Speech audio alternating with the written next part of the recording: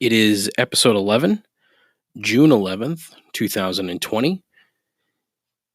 Surprisingly, it's tough to find a job when you're a fucking idiot with no actual transferable skills in the middle of a pandemic. Go figure. That's so much and more. What? That's so much? Oh, fuck. Ugh. This is Complaints and Observations. The greatest podcast hosted by someone who knows so precious little about almost everything. A journey into the mediocre mind of an exceptionally average person. This is Complaints and Observations with Dave LaPointe.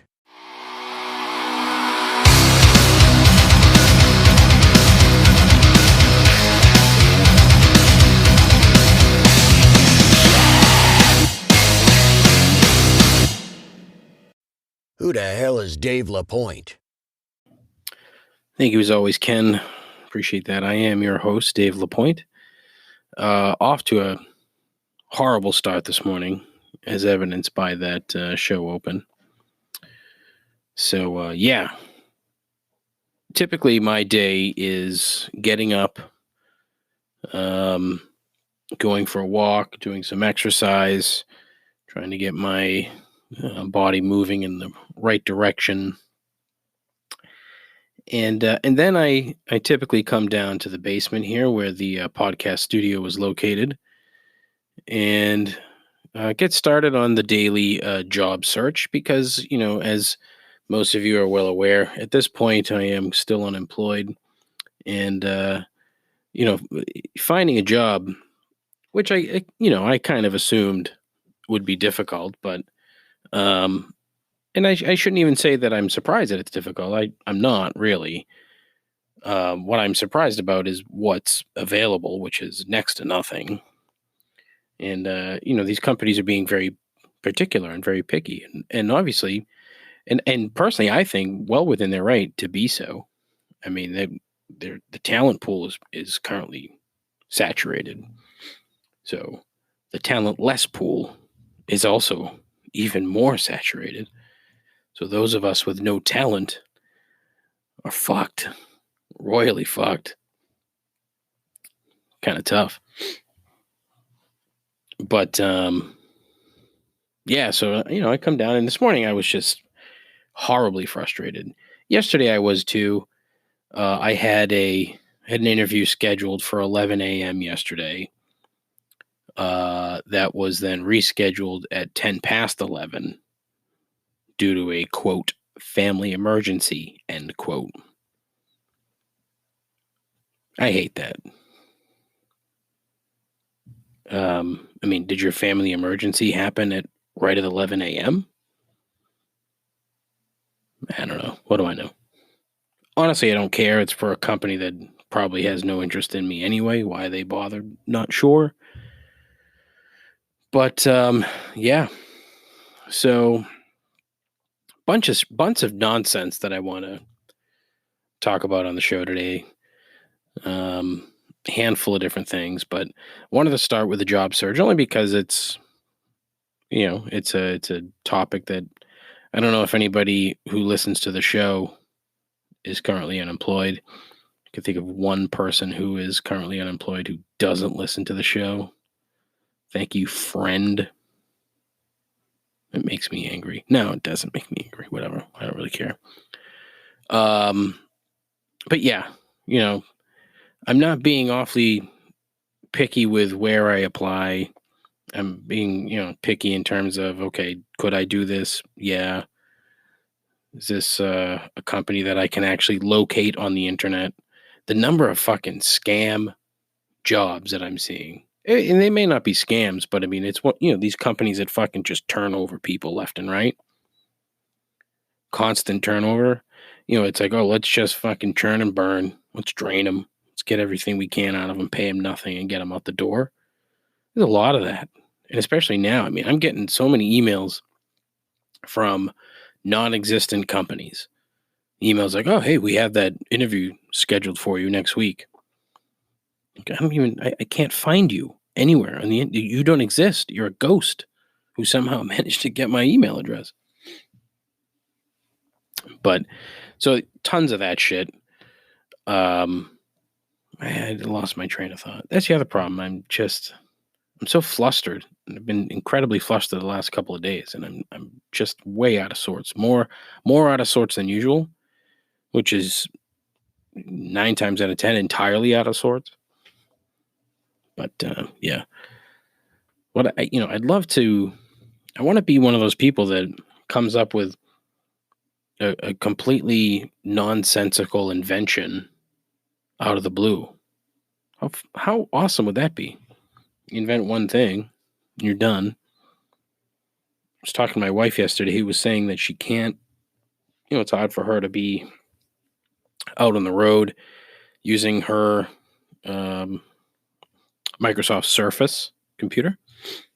I'm like, oh, that'd be, should rig something up for like a steering wheel laptop desk. We were both like, wow, that's cool. So, I Google it, and sure enough, there's 8,000 steering wheel laptop attachment things out there. So whoever invented that, kudos to you, sir, ma'am. Hell of an idea.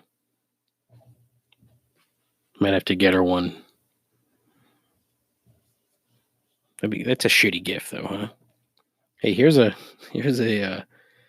piece of plastic that attaches to your steering wheel so you can keep working all the time. It's kind of a dick move. I also saw this, and you may have seen this, the commercial for So Clean, which is a machine that cleans your CPAP machine, and they've got Shatner as the spokesperson. You got some fat slob who needs I shouldn't say that. I take that back. I say that just based simply on my own experience. As a fat slob, I should have a CPAP machine. I don't. I had borderline apnea. At least I assume it's borderline apnea. I did that 10 years ago. That was horribly uncomfortable. Those things are dreadful. Don't let anybody tell you otherwise. They're dreadful. But, yeah, so the poor schlub that has to be on the CPAP machine asleep invented this machine to clean the fucking thing. Now they're on television constantly, making enough money that they can pay Shatner to talk about it. It's incredible.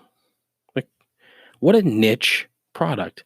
It's like niche product from a niche company. I'm fascinated with that stuff. I love these companies that build I don't want to say an empire. That's the wrong way to put it, but just build something out of a niche, a tiny, tiny niche. That'd be cool. So yeah, Thursday show, jam-packed. A lot of stuff that I wanted to talk about. First thing I wanted to talk about, we got an email the other day, showmail@complaintsandobservations.com. The first email that I've received, second email, I should say, I've received. The first one went to the wrong address, but I still got it. Jack, thank you. Friend Jack, don't want to confuse Brother Jack. So friend Jack, thank you. I did get that. I want to say a week and a half, 2 weeks after you sent it, but I got it. Just not to the showmail@complaintsandobservations.com. Anyway, so I got this email from an old friend. His name is Brian. Good guy. He's a slumlord in Watertown. He's not really a slumlord. I like saying that. I find it amusing. Anyways, he sent me an email at 3:30 a.m. I don't know how to take that. I don't know if it's, is he awake on purpose? Is he awake because he was thinking about this email and he needed to get it off his chest? Anyways, he offered a couple good suggestions, which I will take. He also offered a couple of observations, which I liked. Although I didn't realize that Brian was a bit of a conspiracy theorist. And so that's what I think. I think he's a bit of a conspiracy theorist. Because they're both COVID related. And one of them is, quote, the timing of the concern around COVID-19 started around the time the primaries and is suggested to be a second spike around the election. Election? Coincidence, or is it a scare tactic? End quote. I've heard this before. Brian, I like you. You're an incredibly smart young man. And if you know Brian, you know he's a smart guy. But this is just, dude. I mean, what are we doing here? Like, I just. I don't know how to respond to that for a number of different reasons. One, I don't think it's a scare tactic. Scare tactic. I think it's you can't control this thing. Now, do I think it's a little much, a little out of hand? Sure. However, you have to sort of take a look at the current map of cases and outbreaks and whatnot. You had a lot of areas, the Northeast in particular, who shut shit down quickly, and their numbers have dropped in terms of new cases. Then you have the South, which is just inherently stupid. Open shit up randomly, and now their cases are going through the roof right now. So it's an odd mix to say that it was just. And again, you know what? I should take that back. I don't think he's being a conspiracy theorist. He might just be throwing this out there, which is entirely possible. Brian's listened to the show. He should know, hey, no politics. Trying my best to stay away from it because it's not something I want to do. Why? Because I'm not that knowledgeable about them. I know my feelings, but that's it. I don't want to turn this into that for either side. I don't like it. Some people do. I don't. So in terms of just starting a conversation, I think it's sound, the two things that he came up with. The other one has to do with wearing a mask and eating in public. How we went from everything needs to be shut down to suddenly we can eat in public. Well, businesses as a whole, restaurants and the hospitality industry as a whole is dying a slow death. So, if we can open shit up safely, go for it. But again, I'm not smart enough to come up with answers for these things at all. I just find that whole thing with, COVID and the primaries and the election and all other shit. I just think that's so fucking stupid. Don't. Please don't. I mean, if the goal is voter suppression, I can tell you which side started that or which side may have been responsible for this whole thing. Really, now I don't want to get into that. I'm not going to do it. But Brian, thank you for the email. Feel free to send more. Love it. It's good stuff. Anybody else, feel free. Send an email. Please, it's costing me money. Showmail@complaintsandobservations.com.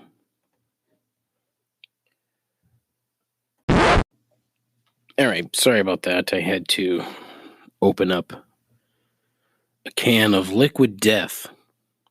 Liquid Death. Sparkling mountain water in a can.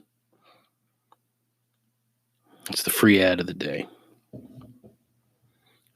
It's good stuff. I mean, it's water in a can.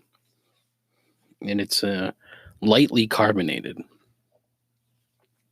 I ordered some a couple weeks ago because they were running a promotion. And UPS proceeded to fuck it up and basically sit on it for a week. So got in touch with UPS. I'm like, hey, what the fuck's going on? And they're like, well, I think we lost it, so you should get in touch with Amazon. I'm like, Amazon? I didn't fucking order it from Amazon. I'm not ordering anything from that fucking Lex Luthor wannabe. Fuck that guy. Well, it turns out the company here, Liquid Death, ships through Amazon. So they ship it from their warehouse to an Amazon distributor, and then off it goes. I mean, why just use the fucking post office, for Christ's sakes? They're not going to do anything to the box of water or your, kick-ass sweatshirts that you sell, whatever. So I emailed Liquid Death. I'm like, hey, listen, UPS said that they lost this. So something about Amazon. I don't know what you guys are doing, blah, blah, blah. Like, oh, that sucks. We'll send you a new case. Later that day, UPS drops off the original fucking case of water. Wow. Anyways, 2 days later, the replacement case of Liquid Death arrived at the door. So now I have an extra 12-pack. Liquid Death. LiquidDeath.com. If you like water in a can, like the name of the company, which I think is cool, you should buy it. Liquid Death. So, so that's that. So I'd mentioned, how the day starts typically here in the broadcast palace. I've got nothing else to do. I can sit here and stare at Twitter all day, which I can only take so much. So I like playing video games. I've been playing FIFA for a while. I'm terrible at FIFA. But I've had Red Dead Redemption 2 sitting here. So I think it was last week I decided, all right, let's get back into this thing. The reason I stopped, like last year or the year prior, whenever it really came out, it's a tedious game. And there's a lot you have to do, like just stupid, tedious shit. And I'm too old for that crap, But at the same time, fascinating story. I love the story. The first story was amazing, and then this is a prequel to the first one, which makes me want to go back now and play the first one. I don't know if I'm going to do. I might just pop it in just to play like the last couple of missions, just because now I have the prequel and the understanding to how it got there. But anyways, great story. Thoroughly enjoyed it. The main character, Arthur, troubled guy while he's killing people in 1899. But then it transitions. So, spoiler alert, if you don't like this, fast forward like 2 minutes. But Arthur dies of TB. It's a nasty cough. The climax is he's on top of a mountain running away from the feds, the army, who they've managed to piss off. And he's fighting with one of his fellow gang members. But he can't go anymore. So TB has taken him. He's done. He dies. Well, then the story transitions. You have 2 epilogue chapters that feature the main character from the first game. You just go back to him. Weird. Yeah. And then it just sort of builds to close to where the first story starts, which is interesting. Enjoyed it. If you skipped ahead because you didn't want to hear any spoilers, Arthur dies. So there you go. Yeah, it's a fun game. Now I got to find something else to do. So, been doing a couple things around the house, not a ton, because again, I'm lazy, but we needed to get our window screens fixed. Had no clue how fucking expensive those things were. Good fucking grief. But there were 2 that are bent, so I had to take them to a local aluminum store or fabricator, whatever you would call it. So I go to this place, and there was an older guy that was in their small little office way. So I said, I'll wait till this guy comes out. Guy comes out. I go in. Older lady. I would say she's probably in her 60s, late 60s, maybe. I don't know. Hi, how you doing?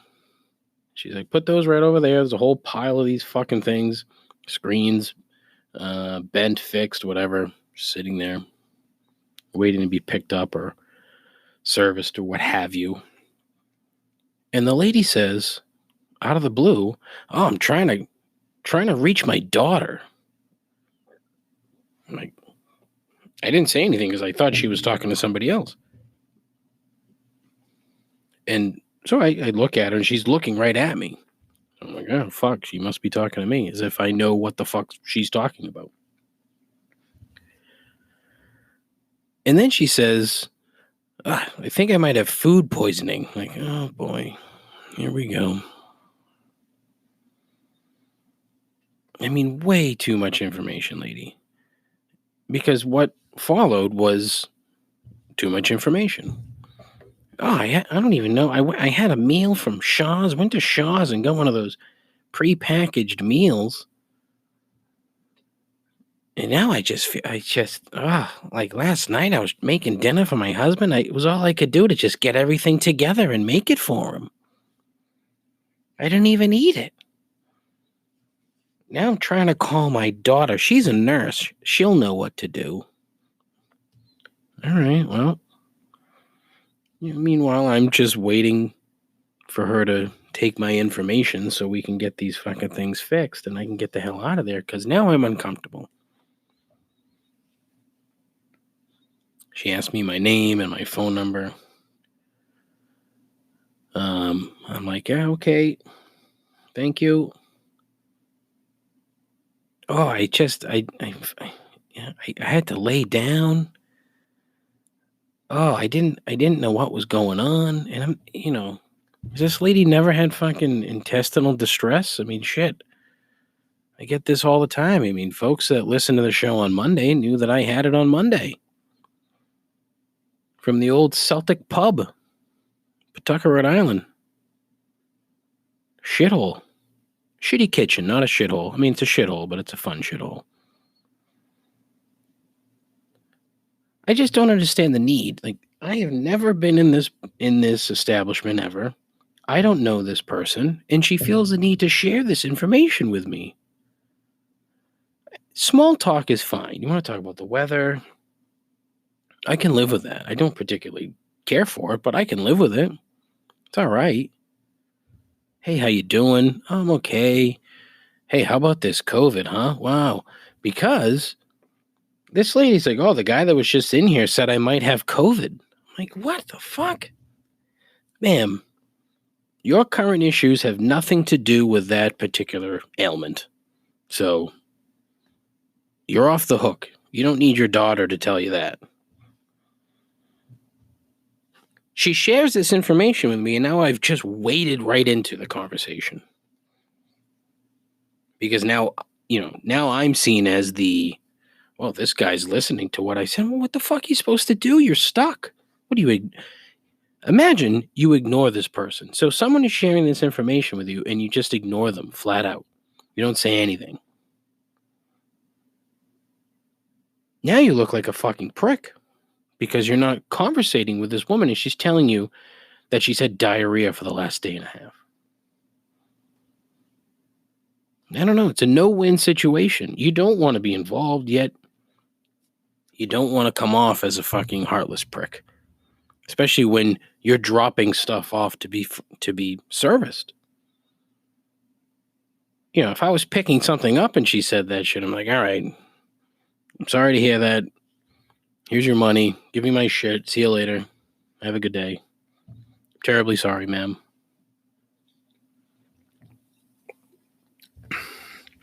Liquid death. Yeah. But I don't get that. It is something that I don't understand. I don't think I've ever done it. I sure as shit hope not. but that needed to be expressed. So yeah, there it just isn't much to do. The TV sucks. Not much on. The one savior is there's still plenty of wrestling 3 nights a week. Let's go. Gonna do a pro wrestling show at some point. But you need guests for that one. Definitely need guests for a wrestling show. Gonna have that back and forth about horribly stupid shit. But last night was the first round of the Major League Baseball draft. I used to work for a summer league club in Plymouth, the vaunted Plymouth Pilgrims, R.I.P. in peace. They have since departed. Not actual Pilgrims, they've been dead for a long time, but the club, the team. So for the last few years, I've had a particular interest in the draft, just because, like, oh, this guy played in the league, this guy played in the league, this guy played on the team. I know this guy. There's a handful of kids that are in high minors right now that I, conversated with, and I don't want to say I know them because it was 2 months. Got to know them a little bit, but yeah. So I think it's kind of cool. But last night, the Red Sox, trying to be, the smartest fucking guys in the room, draft a kid who's high school second baseman who was, I think, Baseball America had him number 97.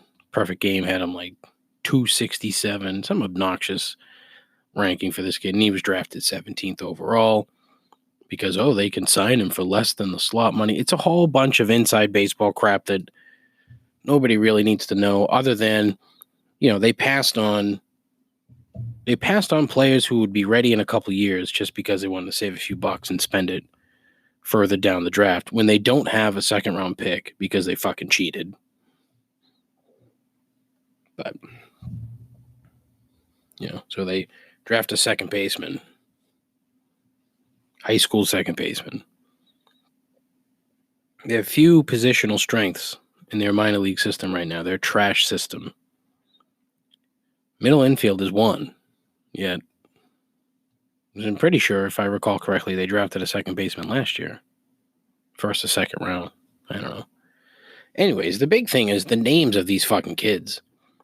The first overall draft pick was Spencer Torkelson.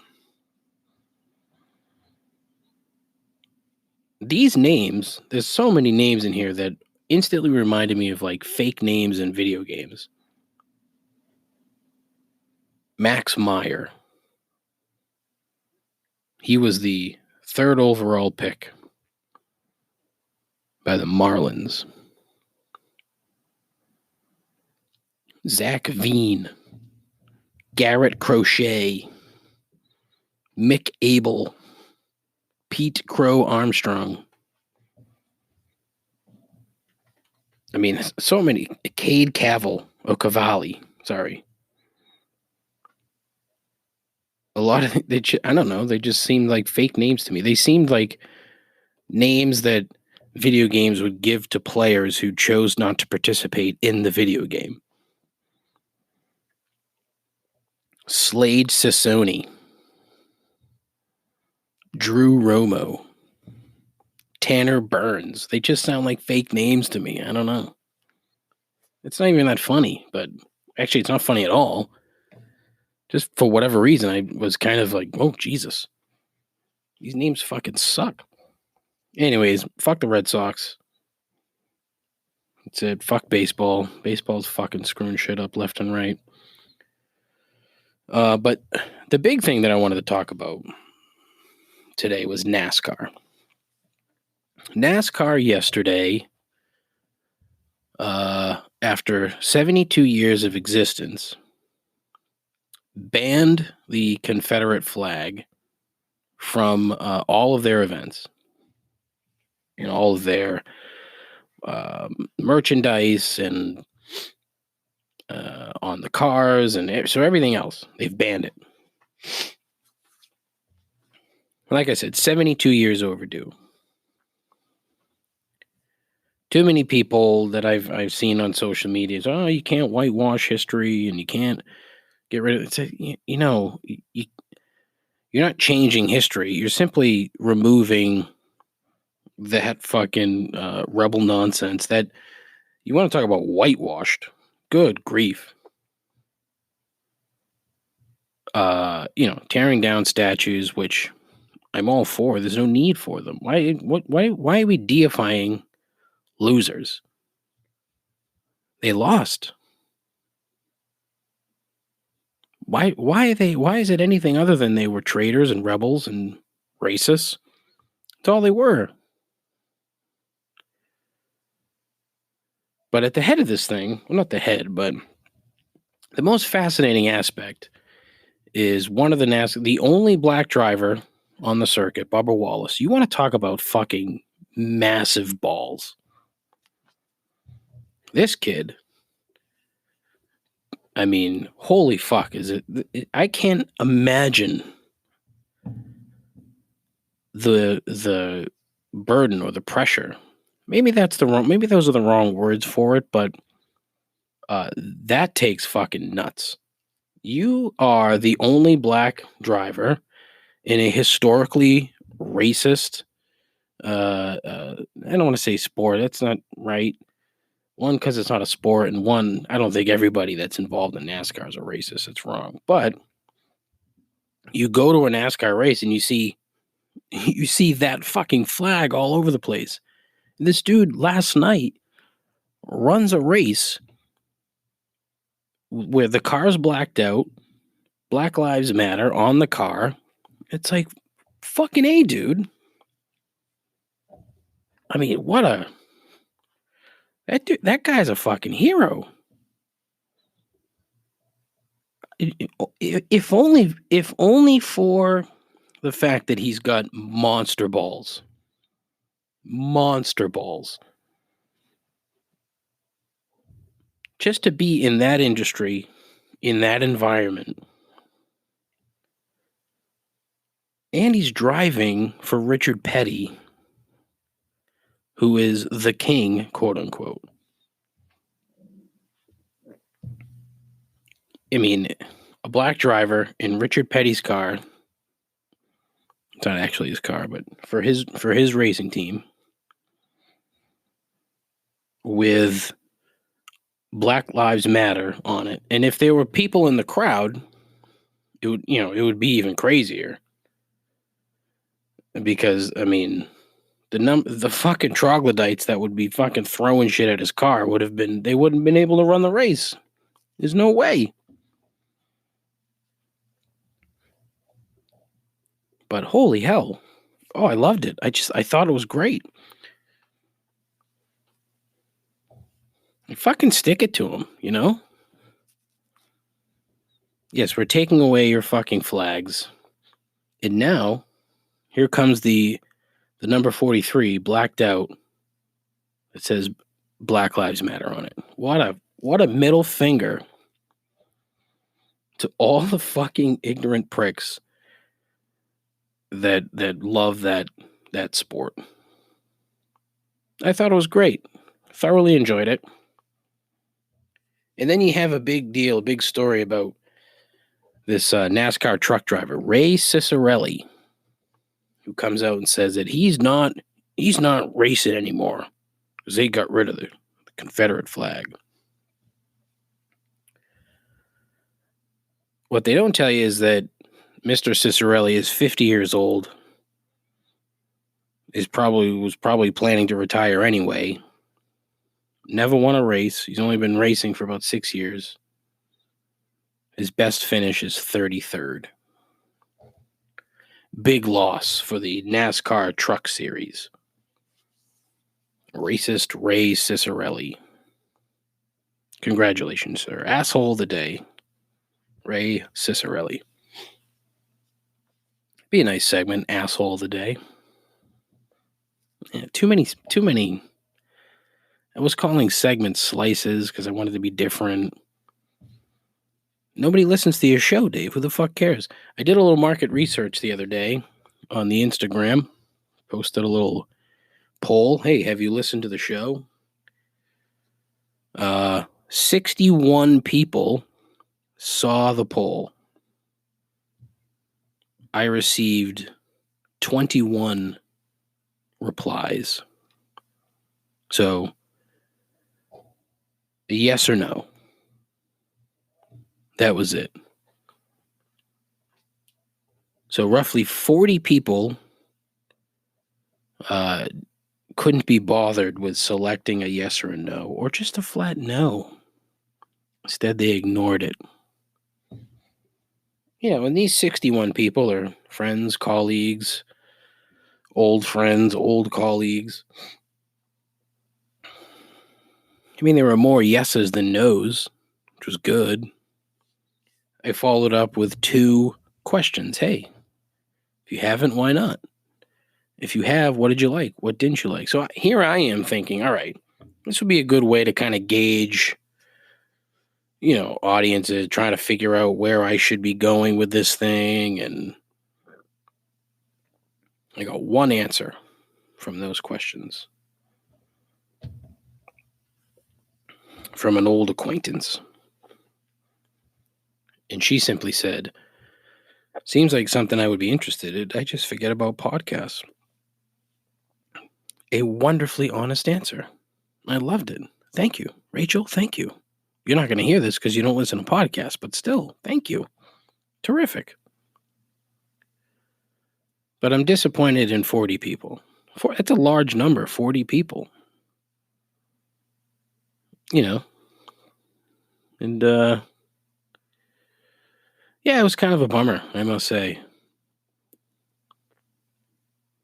I thought it would be helpful. And, turns out it wasn't. What can you do? Soldier on, I guess, Soldier on with boredom. The only podcast that could put you to sleep. Complaints and observations. That's it for the show today. Episode 11. Nothing of real substance today. Off the cuff. Didn't even write out a script today. I just came up with an outline.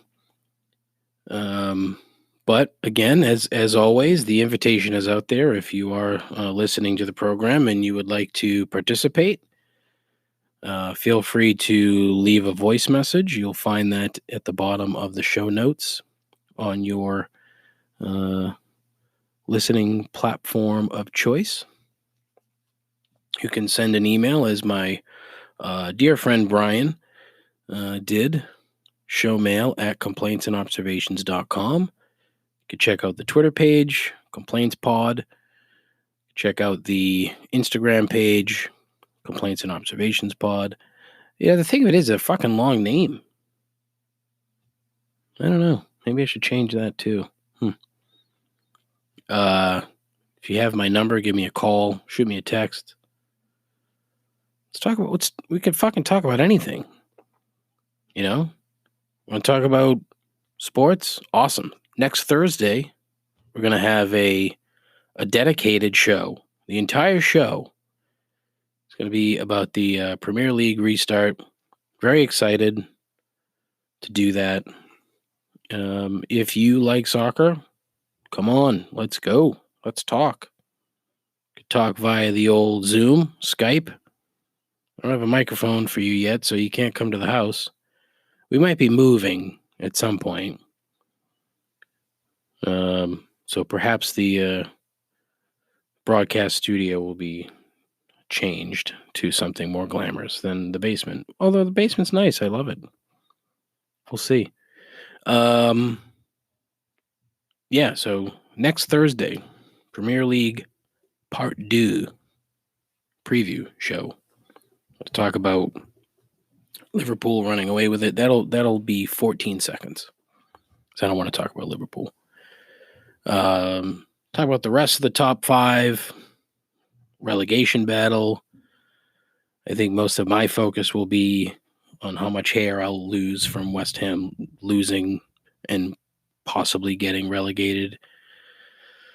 preparing for championship football, blah, blah, blah. But that should be fun. I'll have fun doing it. I don't know if anybody will have fun listening to it, but next Thursday. But yeah, that'll do. Listen, have a wonderful weekend.